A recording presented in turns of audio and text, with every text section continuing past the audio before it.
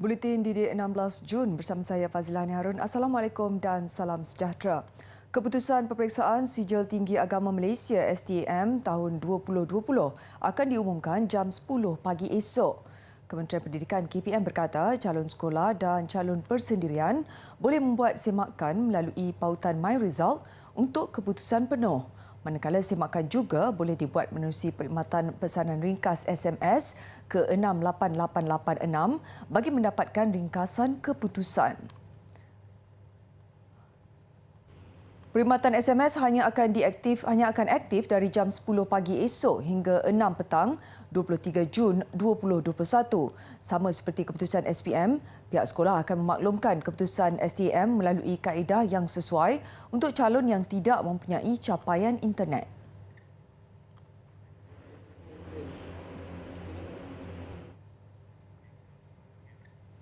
Tinggal di pedalaman dan tidak mempunyai liputan internet bukan halangan bagi masyarakat orang asli di beberapa kampung di Segamat Johor untuk memastikan anak-anak mereka mengikuti pengajaran dan pembelajaran di rumah PDPR.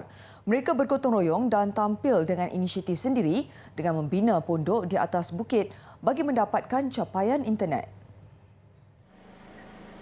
Sebahagian besar masyarakat orang asli keturunan Selai mendiami lebih 10 buah kampung sekitar Bekuk Segamat. Kedudukan kampung di pedalaman menyebabkan mereka tidak mendapat liputan internet yang memuaskan. Menyedari perkara itu, masyarakat orang asli sepakat membina pondok di kawasan bukit sejauh 10 hingga 15 km dari perkampungan mereka.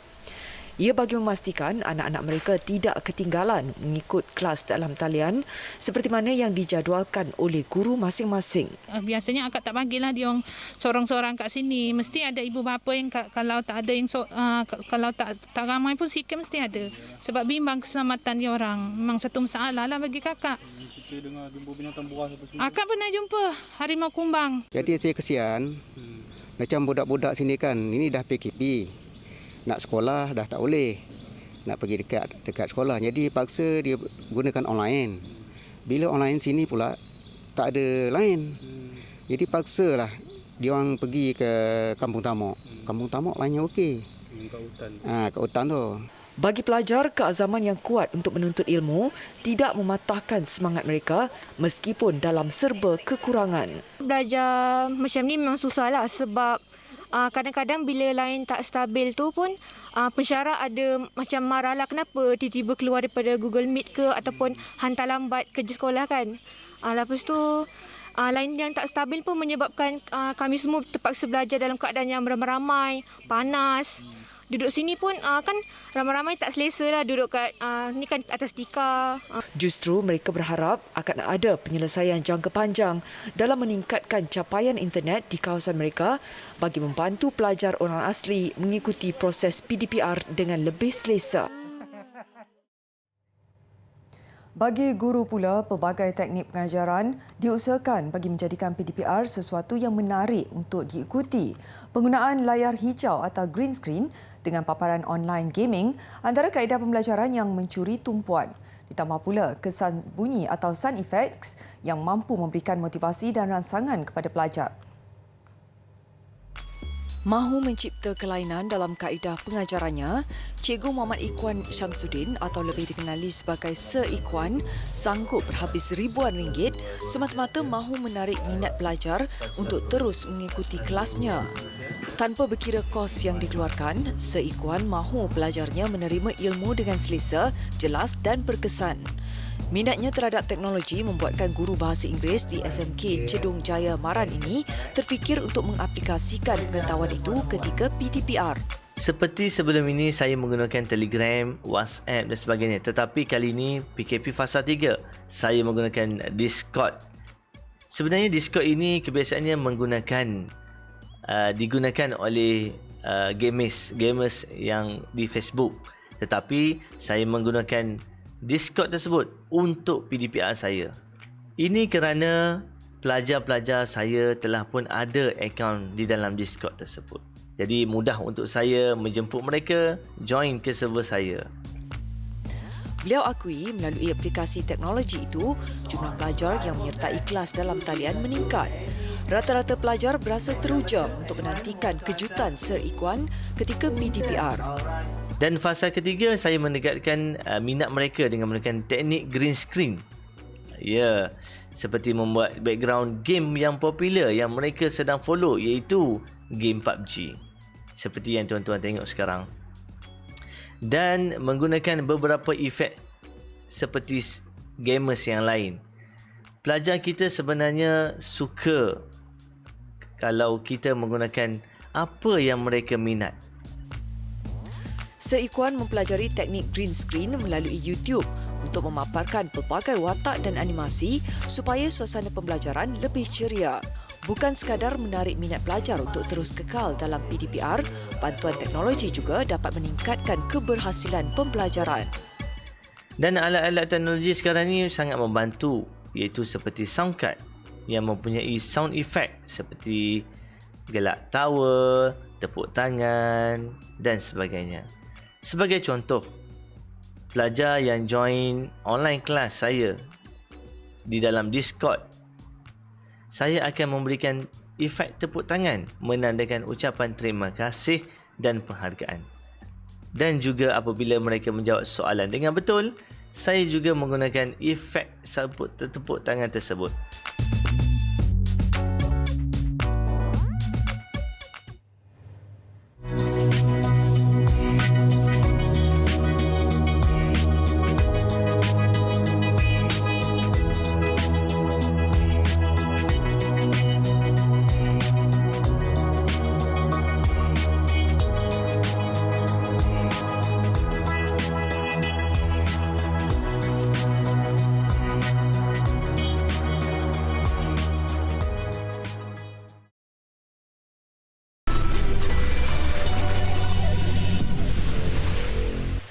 Impian seorang murid 12 tahun untuk menjadi pemain bola sepak profesional semakin cerah apabila diterima masuk ke Akademi Bola Sepak Cruzeiro Brazil, British International School Phuket bermula Ogos ini. Uzair Zayan Naimuddin, murid Sekolah Kebangsaan Seri Tunjung Berseri, diserap di bawah program High Performance Team selain mendapat beasiswa sukan berjumlah RM120,000 setahun yang dikendalikan di bawah akademi berkenaan. Uzair yang juga anak kepada bekas pengada bola sepak kebangsaan itu menjadikan bekas pemain Barcelona Xavi Hernandez selain Safi Salih dan Safiq Rahim sebagai idolanya. Saya bangga lah. Saya dapat potong umur yang besar yang lain pun. Pernah kata kat saya macam-macam. Saya dapat potong lah. Bila kalah tu, saya beritahu kat kawan-kawan, jangan pernah mengalah.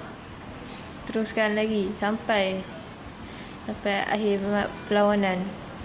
Apa jadi pun ambil, kalau kena gol, ambil bola main. Jangan pernah mengalah lah. Usaha sampailah bisa penamat. Bakat istimewa Uzair dikesan sejak dia berusia 6 tahun.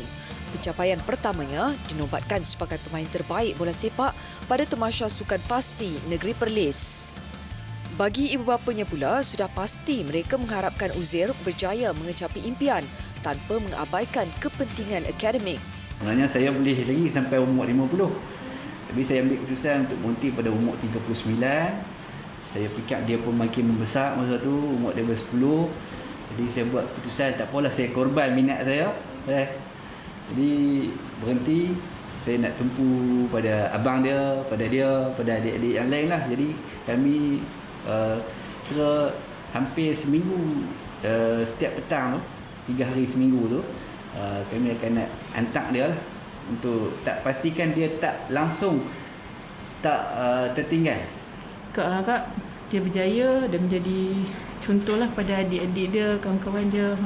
Kalau tadi yang dikata kawan-kawan sedih tu, memanglah mereka ni dah main satu tim apa semua tu, sedih lah lepas ni macam tak dapat main sama-sama. Tapi Kak harap benda ni dia akan jadi pendorong pada orang-orang lain juga.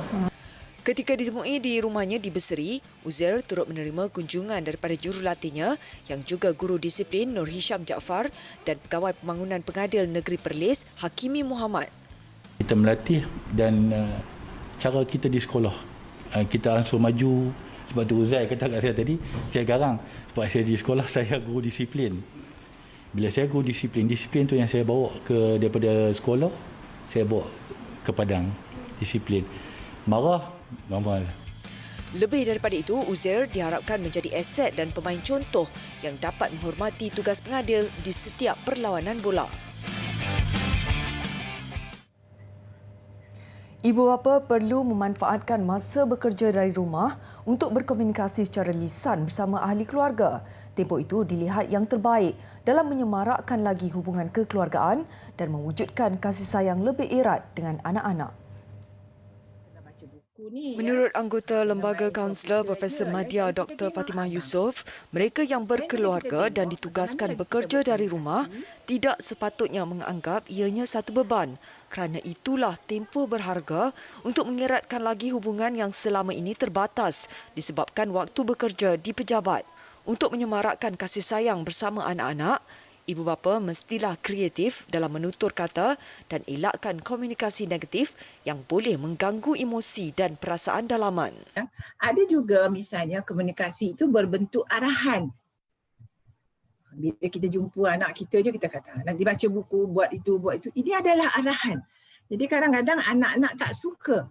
Jadi semasa COVID ini mungkin kita boleh nyatakan kalau anak kita remaja, nanti kalau abang nak baca buku tu, kalau abahnya mungkin kita baca bersama dengan abah. Ya, maknanya dengan cara ini komunikasi berlaku. Komunikasi positif berlaku di antara anak dengan abah. Ya, mungkin ibu juga ada anak perempuan ya semasa COVID ni. Mungkin hari ini mama nak masak nasi minyak ya. Kita panggil anak-anak kita. Jadi siapa nak potong bawang, siapa nak ni. Maknanya dengan cara ini kemesraan akan wujud dan komunikasi juga akan wujud. Walaupun dia buat tak pandai, bersepah, tapi yang itu lain kira. Yang pentingnya mewujudkan keseronokan, kemesraan di antara ahli keluarga. Tambah beliau, komunikasi secara lisan adalah penting dan berkesan dalam membentuk sebuah keluarga yang hidup berkasih sayang.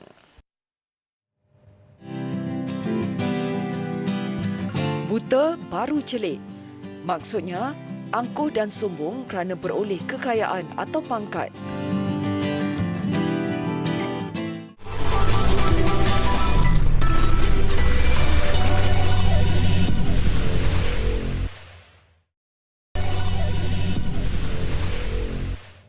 Pejabat Kesihatan Daerah Jempol Negeri Sembilan melalui unit bergeraknya memulakan inisiatif pemberian vaksin dari rumah ke rumah. Usaha itu menyasarkan pesakit terlantar, orang kurang upaya OKU serta penduduk orang asli di kawasan kampung dan lokasi terpencil. Penyelaras Pusat Pemberian Vaksin PPV Jempol, Dr. Ismul Adham Muhammad Zaini berkata, projek rintis di daerah itu yang dilaksanakan dengan kehadiran pegawai perubatan ke rumah mampu menghadkan pergerakan mereka yang dikategorikan sebagai golongan berisiko. Kita ada list, kita akan cuba fulfill dan penuhi list itu, tetapi untuk minggu ini kita ada lebih kurang 10 ke 12 buah rumah yang kita kena pergi, yang mana di dalam satu rumah tu jangkaan 3 ke 4 orang yang kita akan vaksin di rumah. Manakala di Balai Raya tu kita ada 80 ke 100 nama dalam satu hari. Setakat ini sekitar 35% daripada 130,000 penduduk Jempol yang layak menerima suntikan mendaftar dengan aplikasi MySejahtera dan jumlah itu dilihat masih rendah. Ini kerana sebahagian penduduk sukar mendapatkan capaian internet, tidak tahu cara mendaftar serta masalah logistik. Justru PPV bergerak membolehkan mereka mendaftar secara manual dan terus menerima suntikan. Kan acik bayi ada orang hantar kan. Pakcik tinggal kan, siapa nak ikut pula. Tu ada anak yang ada tadi, dia tak sihat tu dah sakit pinggang. Tu ialah. Alhamdulillah. Alhamdulillah lah datang ke rumah ni. Kerajaan Negeri Sembilan turut melancarkan PPV bergerak di negeri itu sebagai langkah bagi mempercepatkan usaha mencapai imuniti kelompok dalam usaha mengekang pandemik COVID-19. Ini pula pendekatan Kerajaan Negeri Melaka. PPV Pandu Lalu yang pertama akan dibuka di lapangan terbang antarabangsa Melaka LTAM di Batu Berendam hujung bulan ini. Inisiatif itu bakal memberi manfaat kepada lebih 800 penerima suntikan vaksin sehari termasuk golongan berisiko. Perancangan awal kita akan dibuat di Dewan Tun Ali itu untuk dos kedua. Tapi hasil daripada penilaian Jabatan Kesihatan, kesesuaiannya tidak berapa sesuai lah di Dewan Tun Ali sebab kesesakan yang ada ni pun dah cukup lah buat ada first dose, second dose di situ. Dan kita akan memindahkan pandu lalu tu di airport Batu Bendam. Ia adalah antara 7 PPV awam baru yang akan dibuka. Sehingga kini, Melaka memiliki 14 PPV awam. Kerajaan negeri akan turut mengadakan program vaksinasi bergerak bagi mendekati golongan warga emas luar bandar dalam usaha mempercepatkan program vaksinasi di negeri itu. Sedikit laporan luar negara, New York dan California antara negeri pertama di Amerika Syarikat yang mencatatkan jangkitan COVID-19 tertinggi sebelum ini mengumumkan menarik balik perintah sekatan pandemik itu.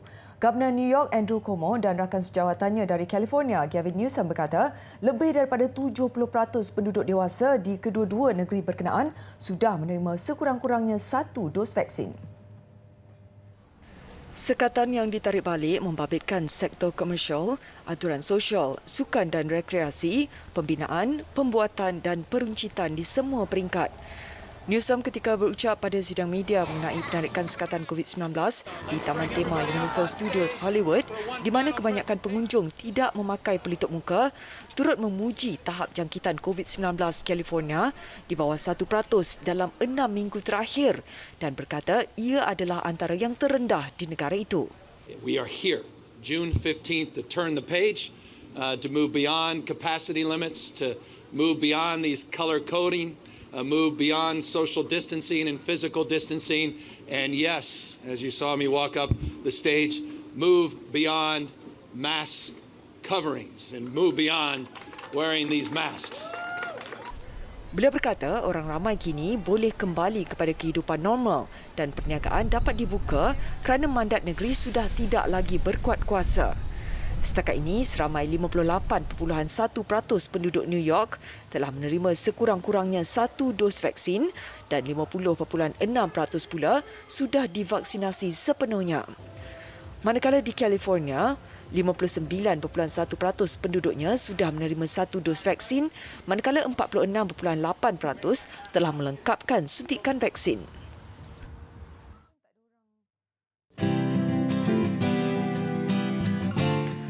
Walaupun banyak ikan di laut, di belanga juga yang kita makan. Walaupun banyak teman bergelut, yang setia juga membela kawan.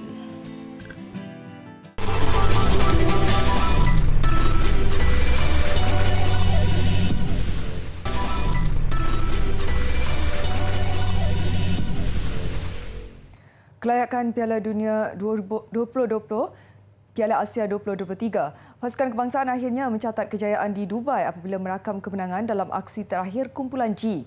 Harimau Malaya menumbangkan Thailand menerusi jaringan tunggal sepakan penalti Muhammad Safawi Rashid yang membolehkan Malaysia meraih 3 mata dan merampas tempat ketiga dari Thailand. Malaysia turun di Stadium Al Maktoum di Dubai berdepan Thailand dalam aksi terakhir kumpulan G dengan jurulatih Tan Cheng Ho melakukan sebanyak 6 pertukaran dalam kesebelasannya. Sebaik sifat mula, skuad negara berjaya menyesuaikan diri untuk mengimbangi permainan Thailand. Beberapa kali pemain negara berjaya melepasi kawalan pertahanan lawan tetapi belum mampu membolosi gawang mereka. Barisan Gajah Pirang juga tidak duduk diam dengan banyak mencemaskan gawang negara tetapi mujur gagal dihalang pemain dan penjaga gol negara Muhammad Khairul Azhan Muhammad Khalid. Cheng Ho yang melakukan pertukaran pemain di separuh masa mula menampakkan hasil dengan terus menekan lawan. Minit ke-50 pemain gantian Muhammad Safawi Rashid dikasari memaksa pengadil Muhammad Khalid tiada pilihan selain memberikan penalti. Safawi yang mengambil sepakan merembat kencang sebelum ianya melantun masuk mengecewakan Chai But Prom. Aksi terus mencemaskan dengan Thailand acap kali berusaha membolosi Khairul Azhan. Pasukan kebangsaan juga berpeluang menambah kelebihan tetapi mensia-siakan peluang yang ada. Pemain negara terus berempas pulas mempertahankan keadaan hingga whistle penamat ditiup. Detik yang ditunggu-tunggu tiba, perlawanan berkesudahan keputusan 1-0 memihak Malaysia. Kemenangan penting itu membolehkan Harimau Malaya merampas tempat ketiga kumpulan dari Thailand dengan mengumpul 12 mata dan memudahkan laluan di pusingan ketiga kelayakan Piala Asia 2023 nanti.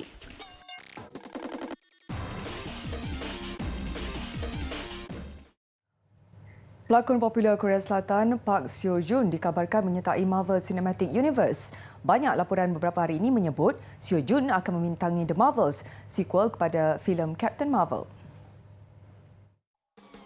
Beliau dikatakan bakal terbang ke Amerika Syarikat untuk menjalani penggambaran pada separuh kedua tahun ini.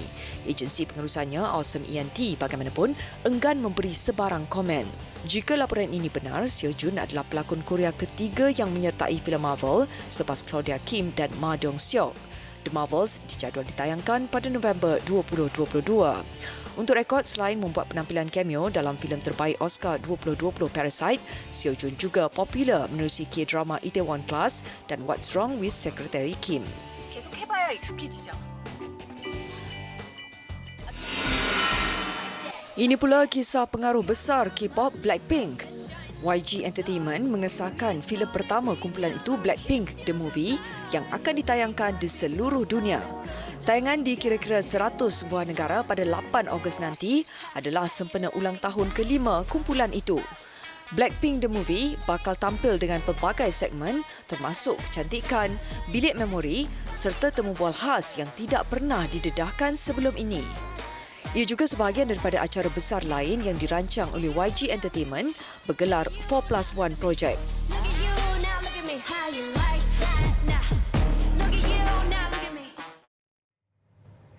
Mengakhiri buletin didik malam ini, monumen bersejarah Taj Mahal yang dibuka semula kepada umum setelah ditutup 2 bulan susulan pandemik COVID-19.